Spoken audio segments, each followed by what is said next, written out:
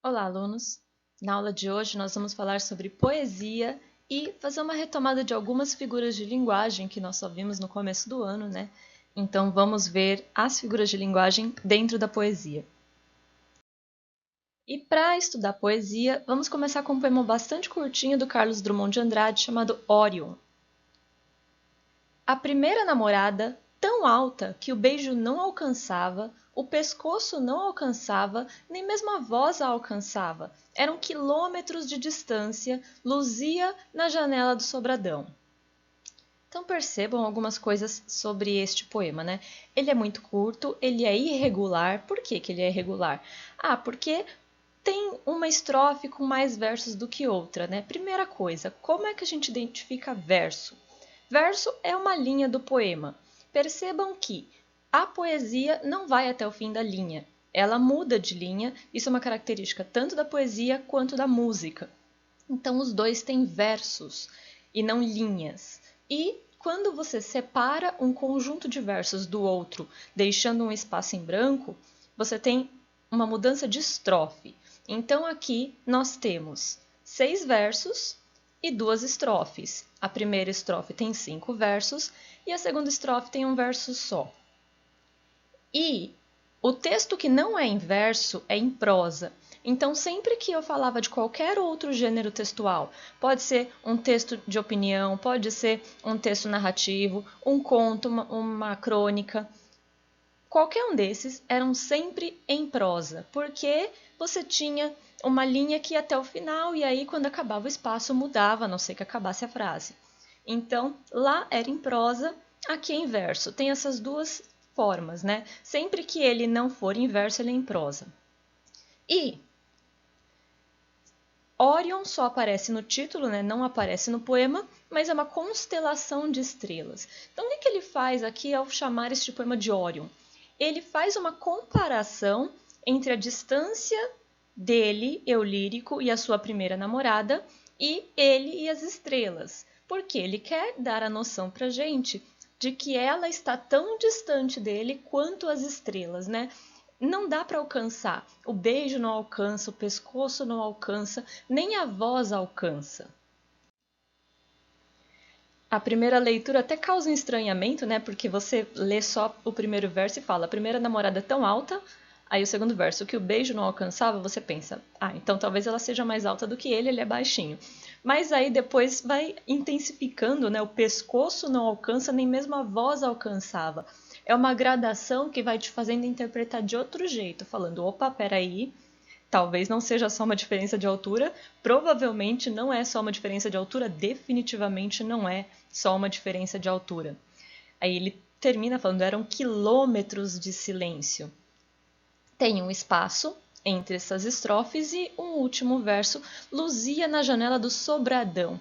Aí você pode pensar de novo em uma distância física, né? Falar, então ele tá lá na rua, que nem o Romeu na janela da Julieta, que tá lá no alto, e eles não conseguem se falar porque ela mora lá no andar mais alto, não alcança, né? Não dá para ficar gritando. É uma interpretação? É. É a única? Não. Porque quando ele fala a voz não alcançava, faz parecer que talvez seja um relacionamento mais complicado do que isso. E eu falei para vocês que tem esse espaço em branco mudando as estrofes, né? Isso aumenta a distância entre eles. Tudo o que ele fala sobre ele tá na primeira estrofe, né? Ele falando sobre o beijo dele que não alcançava o pescoço dele, que não alcançava a voz dele, que não alcançava. Ela aparece na janela do sobradão em outra estrofe, distante da primeira, tem um espaço em branco entre eles. Olha só como tudo é pensado, né? Ele, quando escreveu esse poema, ele falou: não, eu vou separar este verso dos outros para aumentar visualmente a distância. A hora que a pessoa lê, ela vai falar: este verso está separado dos outros, ele está sozinho, ele está distante. Poesia maravilhoso, gente. E aí, o que mais nós temos, né? Luzia na janela do sobradão. O que é esse Luzia? Luzia é o nome dela? Então, ela é a Luzia, está na janela do sobradão? Ou é do verbo luzir, que é brilhar? Ela luzia, então ela brilhava na janela do sobradão? Não dá para saber. Se for ela brilhava, então aproxima de novo com as estrelas, né, de Órion. Mas fica essa ambiguidade. Ambiguidade te permite interpretar de mais de uma forma. E essa ambiguidade é proposital, porque ele quer que você interprete de mais de um jeito. Poesia faz isso, né? Eles gostam que você fique na dúvida de qual é o sentido, porque pode ter mais de um sentido. Então, essa ambiguidade está lá de propósito. Eram quilômetros de silêncio. Então, fica o questionamento, né? Essa falta de comunicação é pela distância real entre o chão e a janela ou é uma distância figurada, porque não existe diálogo nesse relacionamento, né? Eles têm um relacionamento, mas eles não se falam, é como se fosse quilômetros de silêncio, porque não existe conversa entre eles. Linguagem figurada, como vocês já estudaram, é aquela que não é a do dicionário, né? Aquela conotativa, porque é aquela que nós usamos para dar outro sentido. Aqui no caso, pode ser uma e pode ser outra. Ambiguidade de novo, porque é interessante que você tenha as duas interpretações. E como eu falei para vocês que tanto os poemas quanto as músicas são em verso, trouxe uma música para comparar. Tem também a temática de amor, só que vai ter alguma coisa de diferente, né? Então essa música é do Jota Quest e chama Amor Maior. E eu vou ler para vocês porque eu não vou me atrever a cantar, certo? Certo. Então ele fala assim: eu quero ficar só, mas comigo só eu não consigo. Eu quero ficar junto, mas sozinho só não é possível. É preciso amar direito, um amor de qualquer jeito. Ser amor a qualquer hora, ser amor de corpo inteiro. Amor de dentro para fora, amor que eu desconheço. Nota aqui. Estão vendo essa chave que eu puxei no meio do verso de baixo? E tem um inteiro só nela e um desconheço só nela? Por que que tá assim? Porque do jeito que eu dividi aqui, não coube o verso todo na mesma linha. Eu não posso mudar essa palavra que ficou faltando de qualquer jeito para a linha de baixo. Eu tenho que indicar que essa palavra era parte do verso de cima. Como é que eu faço isso? Eu vou no meio da linha de baixo, abro uma chave e coloco o que ficou faltando ali. Se não coubesse mesmo na linha de baixo, porque tinha faltado muita coisa, eu abria outra chave na linha de baixo e continuava, sempre no meio, nunca no começo, porque eu tenho que indicar que isso aqui era parte do de cima. Tem que ficar claro para o meu leitor, a hora que ele bate o olho, que esse inteiro era parte do ser amor a qualquer hora, ser amor de corpo inteiro. Então ele precisa ficar visualmente claro que ele era parte do de cima. E aí vem o refrão, né? Quero um amor maior que eu. Repete. Estão vendo ali que eu tenho uma chave, não colchete, e reticências e fecha na minha coluna da direita? O que aquilo indica? Que eu tirei uma parte do texto. Sempre que isso aparece em qualquer texto, ele está te indicando que tem coisa ali que foi retirada. Pode ser num texto em prosa, pode ser numa poesia. Qualquer texto que apareça isso te diz que está faltando coisa ali. Por quê? Porque no caso aqui, o restante da música não precisava aparecer para análise. No livro didático também, às vezes é uma história muito longa, a gente só quer ver um pedaço, então tira o restante. Eu uso isso bastante, todos os autores usam isso bastante. Quando vocês encontrarem esse sinal, vocês já sabem o que significa. E aí ele continua, né? Então seguirei meu coração até o fim para saber se é amor. Magoarei mesmo assim, mesmo sem querer, para saber se é amor. Mas estarei mais feliz, mesmo morrendo de dor, para saber se é amor, se é amor. E o refrão. Olhem ali que eu tenho um verso que mais de uma palavra teve que ir para outra linha, né? Magoarei mesmo assim, mesmo sem querer, para saber, e aí embaixo, se é amor. Pode ter quantas palavras forem, pode ter várias dessas ocorrências, como eu já falei para vocês. E agora vamos ver a análise dessa música, né? E vamos começar com o quero um amor maior que eu. O que isso significa, né? Ele quer um amor tão grande, mas tão grande, que não caiba dentro dele, né? Ele se usa como parâmetro de medida e fala: eu quero que o amor seja maior, vai transbordar até de tão intenso, porque o amor você mede em tamanho, não pelo tamanho físico, mas pela intensidade, né?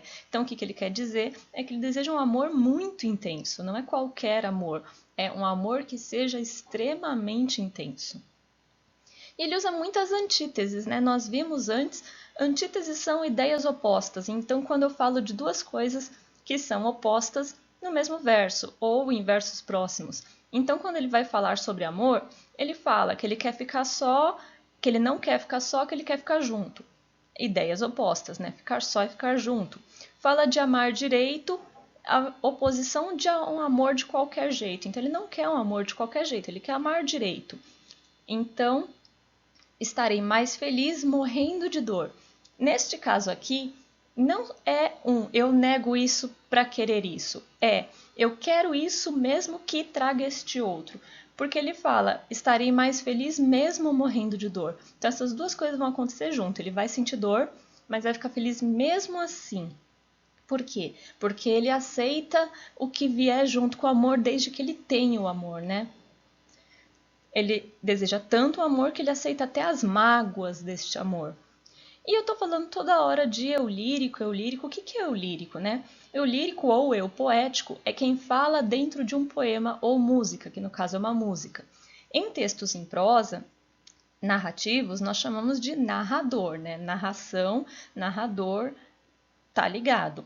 Mas na poesia não tem este termo narrador. Tem a palavra eu lírico ou eu poético, que significa a mesma coisa. Então, o eu lírico deste poema é esta pessoa que quer um amor maior do que ela. O do outro poema era aquele que estava tão longe da amada que a voz não alcançava. Então, o eu lírico é como se fosse quem conta a historinha daquele poema ou música. E quando fala, né, magoarei mesmo assim, mesmo sem querer para saber se é amor. O que isso significa? Que ele está tão disposto a conhecer o amor verdadeiro, né, para saber se é amor de verdade, que ele vai aceitar se magoar.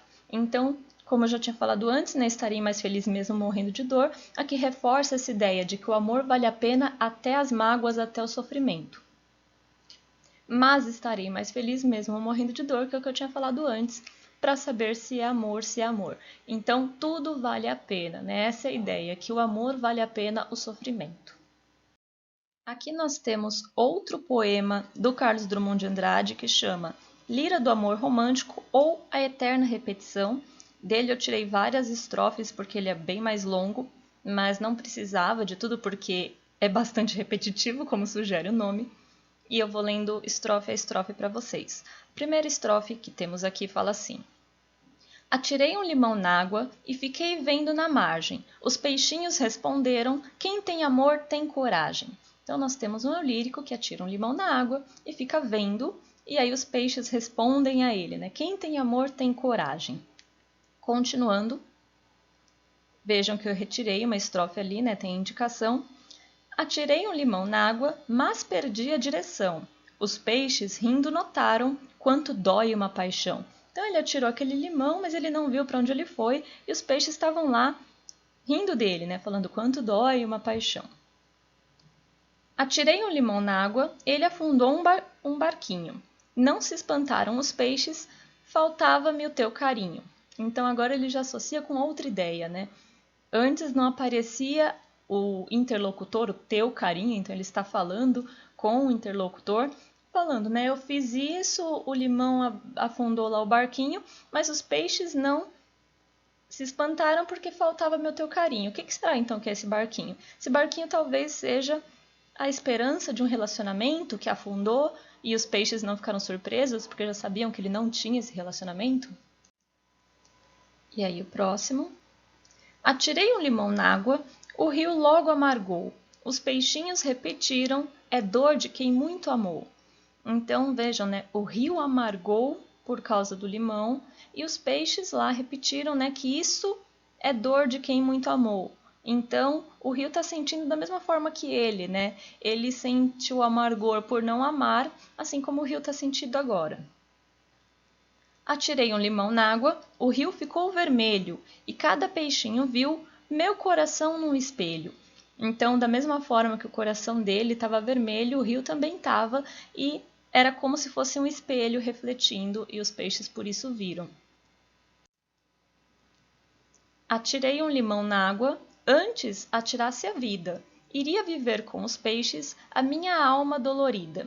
Então ele fala, né, era melhor que eu tivesse atirado minha vida na água, porque aí pelo menos eu vivia com os peixes, a minha alma que está dolorida neste momento, né? Ele não está feliz no amor, isso já está bastante claro. Mais uma. Atirei um limão na água, caiu certeiro, zás. Bem me avisou um peixinho, fui passado para trás. Então, da mesma forma que o limão cai na água, e isso foi certeiro, um peixe já tinha falado, ó, você vai ser passado para trás, e foi. Então ele já tinha sido avisado, não ouviu o conselho e aconteceu daquela forma. Atirei o limão na água, de clara ficou escura. Até os peixes já sabem, você não ama, tortura. Então, aquilo que é positivo e negativo, né, o claro e o escuro, também está relacionado com o amor. Este amor não é um amor que traz o bem, é um amor que tortura, um amor que traz dor. Então, as oposições, né, eu já tinha falado antes de antítese, aqui temos de novo.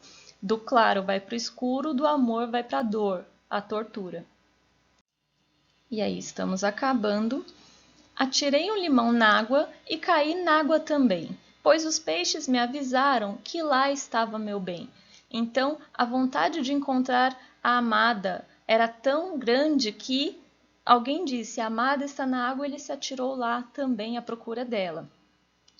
Atirei um limão na água, foi levado na corrente. Senti que os peixes diziam: hás de amar eternamente. Então, quando ele atira aquele limão, ele perde de vista, só vai adiante, continua, e ele nem sabe mais para onde. É como se fosse o amor dele, né? O amor dele também vai para longe, continua, ele nem sabe para onde. Então percebam, parece um poema muito simplesinho, bobinho, né? Tem a repetição do primeiro verso em todas as estrofes, mas na verdade aqui nós temos até que uma ideia mais complexa. Cada estrofe traz um aprofundamento desse sentimento, que normalmente está relacionado com o negativo, né? Com tudo o que ele não tem, mas ainda assim parece que é bobinho. Por quê? Porque fala de peixe, fala de limão, né? O que pode sair de sério daí? Na verdade, dá para ficar sério, porque mesmo com palavras simples, você pode ter um sentimento mais profundo. Então vamos ver mais algumas figuras de linguagem que aparecem neste poema. Nós temos prosopopeia, que também é chamado de personificação, que é quando você atribui características humanas a outros seres. Então aqui no caso nós temos, né, por exemplo, atirei um limão na água, o rio logo amargou, os peixinhos repetiram, é dor de quem muito amou. Temos duas personificações diferentes, né? Porque os peixes respondem, repetem, falam, e o rio amarga, e são características humanas, né? O rio ficar amargurado, ficar triste, os peixes repetirem, isso tudo é normalmente atribuído a humanos. Então, aqui nós temos uma prosopopeia ou personificação. Também temos onomatopeia, que é quando você tem a imitação de um som ou voz natural dos seres, né? É muito comum nos quadrinhos, você tem os balõezinhos lá que fazem com palavras imitação de sons, então de chuva, de medo, de animal latindo, né? Coisas assim. Aqui nós temos: atirei um limão na água, caiu certeiro, zás. Então esse zás seria o barulho do limão caindo. Hipérbole. Temos também o exagero para tornar ideias mais expressivas. Muito comum também em poesia, né? Porque o amor é tão intenso que você precisa de termos que mostrem essa intensidade, às vezes com exagero. Então aqui, atirei um limão na água, foi levado na corrente, senti que os peixes diziam: hás de amar eternamente, né? Eternamente é muita coisa, eterno, é para sempre, infinito. E é um pouco de exagero, né? Ninguém ama assim eternamente. Mas o sentimento que ele tem é tão grande que ele precisa dessa hipérbole para expressar. Nós também vimos hipérbole antes, né? A primeira namorada tão alta que o beijo não alcançava, o pescoço não alcançava, nem mesmo a voz a alcançava. Eram quilômetros de silêncio. Nossa, quilômetros é muita coisa também, né? A não ser que ela realmente fosse uma estrela. Aí sim, tudo bem. Mas se ela tá só no Sobradão, então não são quilômetros, mas parece quilômetros, né? Sente como se fosse quilômetros. É tão difícil, é tão sofrido que é como se fossem quilômetros. Então, o exagero ali cumpre a função de expressar o sentimento. E, para encerrar, né, vamos olhar para o último verso de cada estrofe, porque ele deixa claro que estamos falando sempre de um amor não correspondido. Né? O último verso da primeira estrofe, quem tem amor tem coragem. Ok, até aqui parece que vai tudo bem, mas aí depois começa, né? Quanto dói uma paixão, faltava-me o teu carinho, é dor de quem muito amou, meu coração num espelho e minha alma dolorida, fui passado para trás, você não ama tortura, que lá estava meu bem, hás de amar eternamente. Então parece que, mesmo esse 9, né, que lá estava meu bem, quando ele fala lá, dá a ideia de que não está aqui. Então lá é a distância, né? Tudo vai mostrando que este amor é não correspondido, é um amor difícil, um amor que traz dor. E outra coisa que precisa falar são sobre as rimas, né? Este poema, ao contrário dos anteriores, ele tem bastante rima. Não todos os versos, mas o segundo verso sempre rima com o quarto verso da mesma estrofe. Então, na primeira estrofe, nós temos margem e coragem, né? Quando ele fala, atirei um limão na água e fiquei vendo na margem. Os peixinhos responderam, quem tem amor tem coragem. Então, margem com coragem. Na segunda, direção e paixão. Na terceira, barquinho e carinho. Na quarta, amargou e amou. Na quinta, vermelho e espelho. Na sexta, vida e dolorida. Na sétima, astraz e traz. Na oitava, escura, tortura. Na nona, também, meu bem. E a última, corrente eternamente. Inclusive aqui corrente também tem um duplo sentido, né? Porque corrente aqui é de correnteza, da água levando. Mas corrente também é um aprisionamento. Então você está sempre preso pelas correntes, né? Olha só como poesia é uma coisa maravilhosa.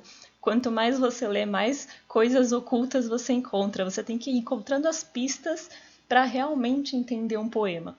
Poesia é um texto curto que você precisa gastar mais tempo tentando entender do que um texto normal mais longo.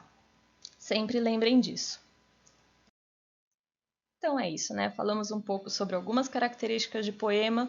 Então, falamos de eu lírico, falamos de verso, falamos de estrofe, falamos de rima e vimos alguns poemas e algumas figuras de linguagem dentro desses poemas. Então, antítese, hipérbole, personificação ou prosopopeia e onomatopeia. Teremos mais aulas posteriormente para falar de outras características e de outras figuras de linguagem. Então, eu espero que vocês tenham gostado e qualquer dúvida, postem nos comentários.